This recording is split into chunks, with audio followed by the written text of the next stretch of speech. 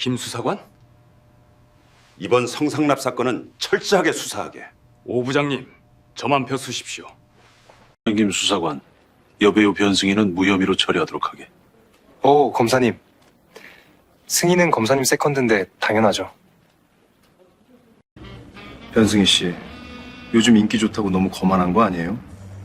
김 수사관님, 거친 말투 여전하시네요. 변승희 씨, 그래도 우리 예정이 있잖아.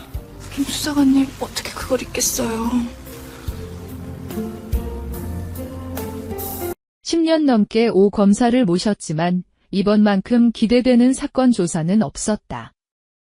연예인 성상납 사건, 물론 공개적으로는 오 검사가 조사하게 되어 있지만 사실 나와 같은 검사를 모시고 있는 형사가 다 조사하게 되어 있다.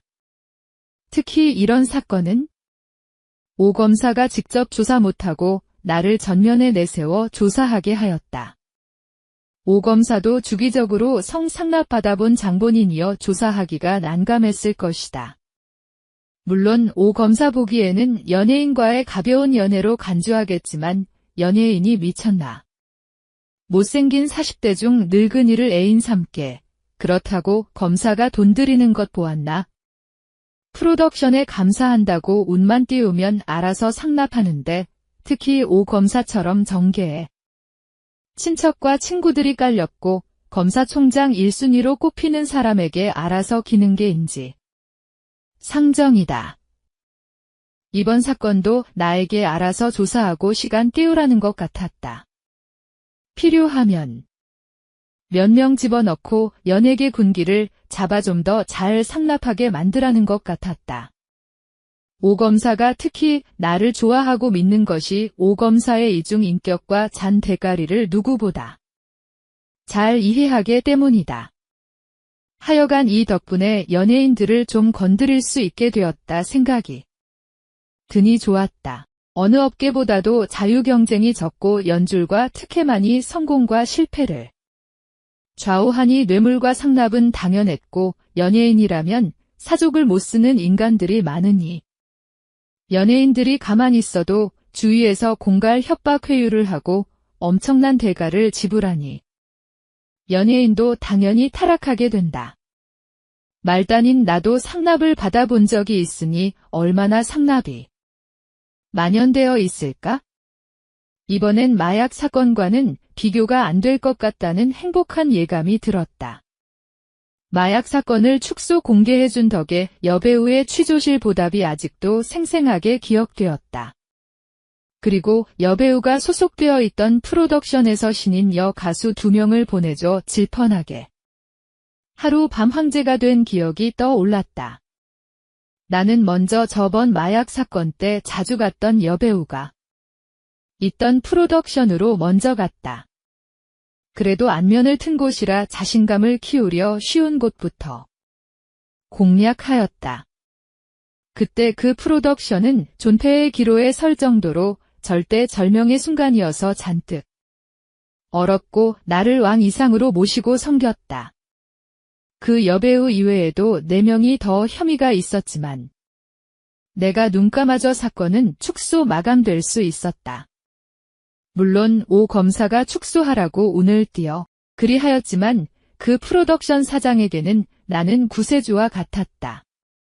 내가 전화를 거니 무슨 일인지 미리 알고 잔뜩 긴장한 목소리였다. 내가 연예인 성상납 사건 담당자라고 하자 프로덕션 사장도 목소리에 긴장감이 다소 푸는 듯 하였다. 그리고 대뜸 나에게 오늘 저녁에 뵙고 싶다고 하며 차를 보내겠다 하였다. 나는 퇴근 시간에 맞춰 검찰청에서 조금 떨어진 곳에서 약속을 하였다. 약속 시간보다 일부러 30분 늦게 약속 장소에 가보니 이미 그 프로덕션에서 보낸 차가 나를 기다리고 있었다. 운전사는 나에게 공손히 인사를 하고 고급 룸 사롱으로 데리고 갔다. 그곳 마담의 인도에 따라 방으로 들어가니 그곳에는 김 사장과 또 다른 프로덕션 이 사장이 있었다. 그리고 소파 한쪽에 눈에 친숙한 미인 한 명이 앉아 있었다.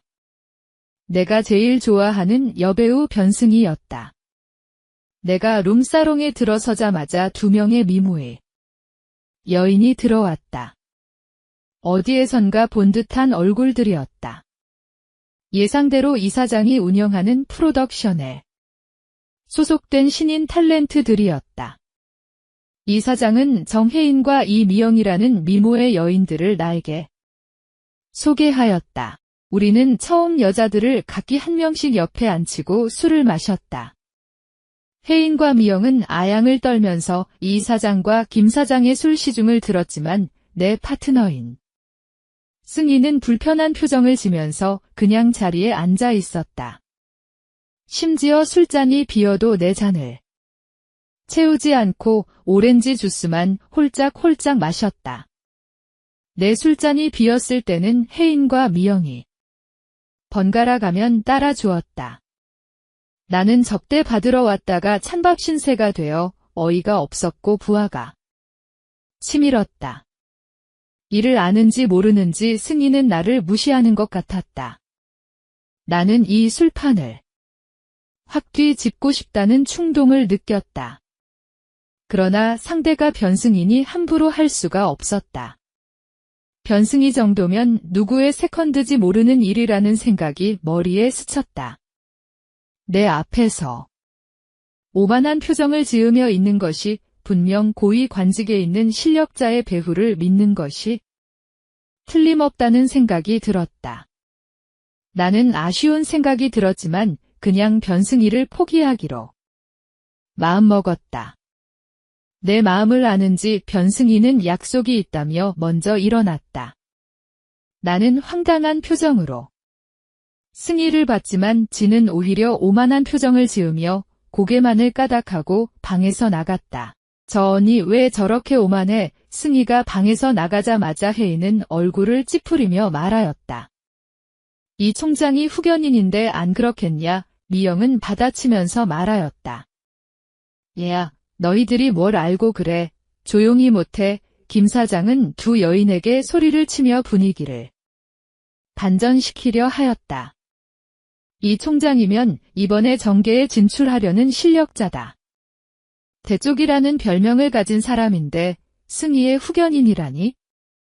나는 승희를 곱게 보낸 것에 대해 안도의 한숨을 몰래 쉬었다.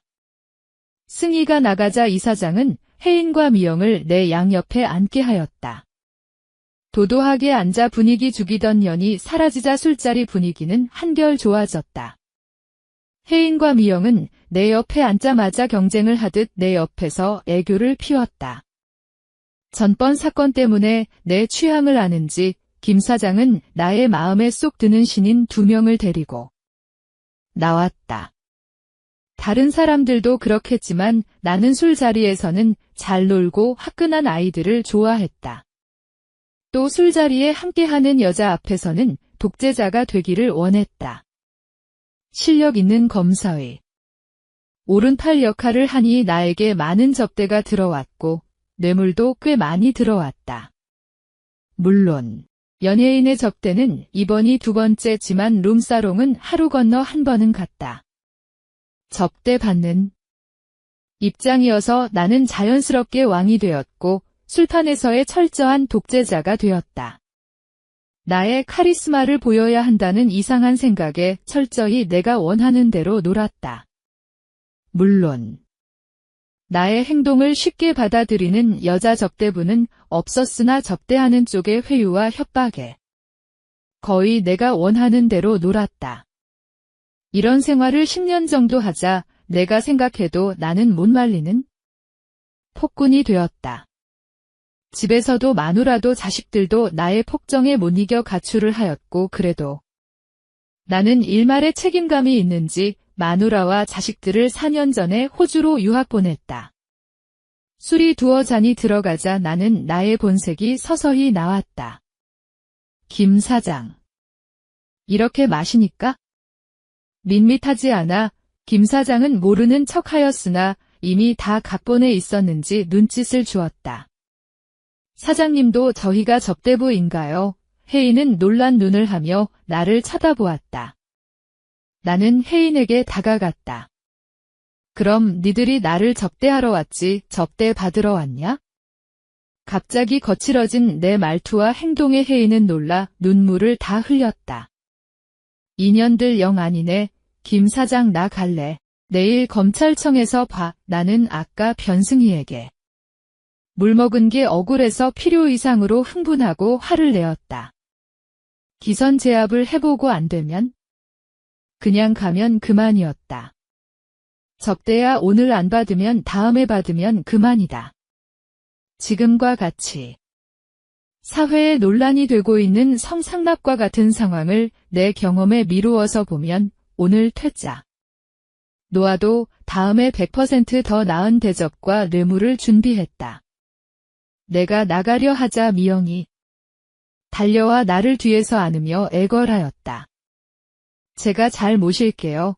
미영은 내가 검사 꼬봉이라는 것을 알지만 기분을 맞추려고 검사라고 불렀다. 검사. 그래도 듣기 나쁘지는 않았다. 검사는 무슨? 그냥 오빠라고 불러? 오빠 날 봐서 그냥 앉아요? 미혜도 용서를 빌고 울고 있는 미혜의 동조를 구했다. 그래요. 우리 정성을 생각해서 한 번만 너그럽게 봐줘요. 그리고 미혜도 사과드리고 김 사장은 나에게는 헤헤거리며 살살 이야기하다. 미혜에게는 눈을 부라리며 말하였다.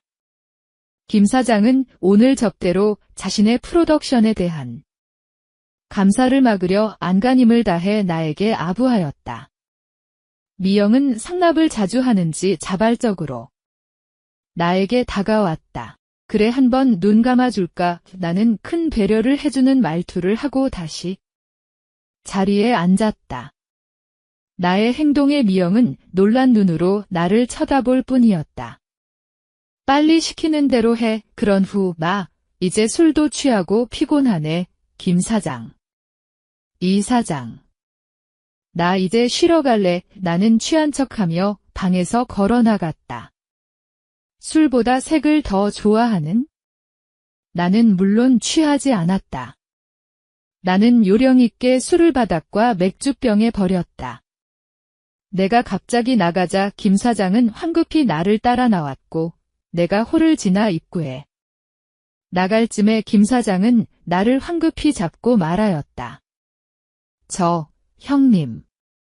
아까 승희가 가면서 이 편지를 형님에게 주라고 하던데요.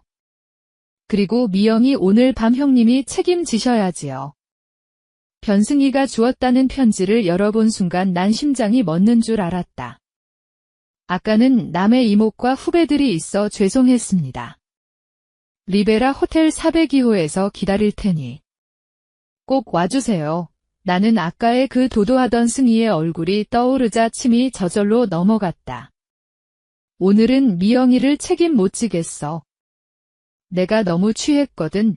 나중에 귀여워해준다고 대신 전해줘. 분명 김 사장은 나를 개새끼라고 욕할 것이지만 나는 상당히 기분 좋은 밤이 될 것이라는 확신을 가지고 변승희에게 향하였다.